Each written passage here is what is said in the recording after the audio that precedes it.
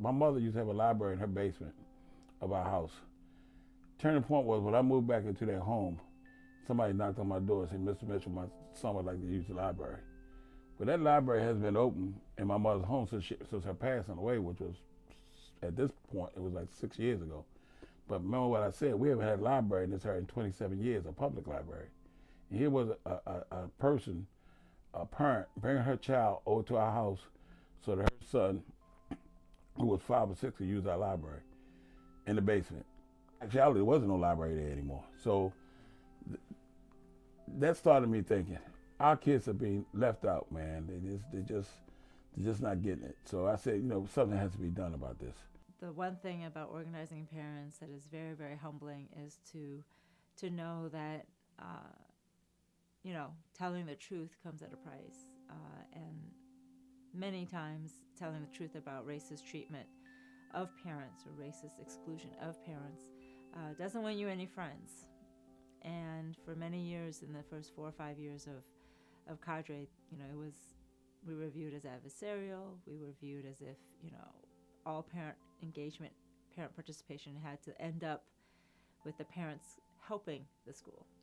And if you didn't want to do that, you'd be considered adversarial. So when we decided to adopt the human rights framework, and we decided to change and focus on changing school discipline and trying to stop what we call the push-out crisis, which is what leads in many ways to the school to prison pipeline, it was a calculated risk.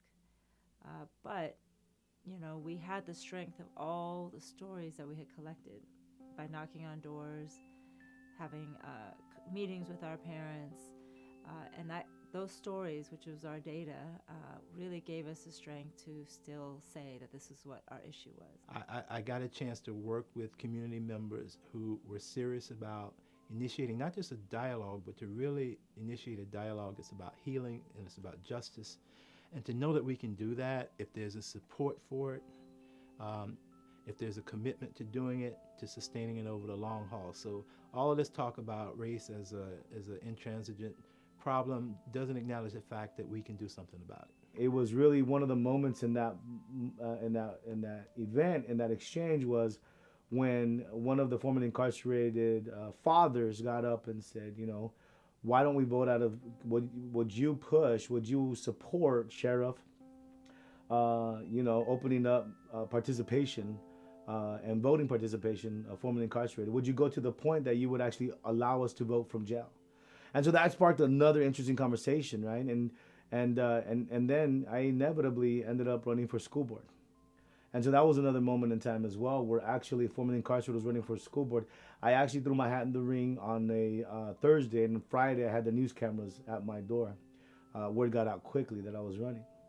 And I remember the news camera lady coming in and saying, "What do you think you're doing? You can't even vote, let alone, you can't run for office, let alone vote. Why are you even doing this?" And I said, that's where you're wrong. That's where you're wrong, and you're spreading lies. And that is the work of the oppressor, isn't it? To spread lies, misinformation, and half-truths until the target population begins to believe those lies. And I said, that's a lie. I can vote. I've been voting ever since I got that right restored. Not only that, I can run. I've been vetted by the registrar's office. So you can check in with him whether or not I could run. And lastly, not only can I vote, not only can I run, but I could win. And that's why you're here.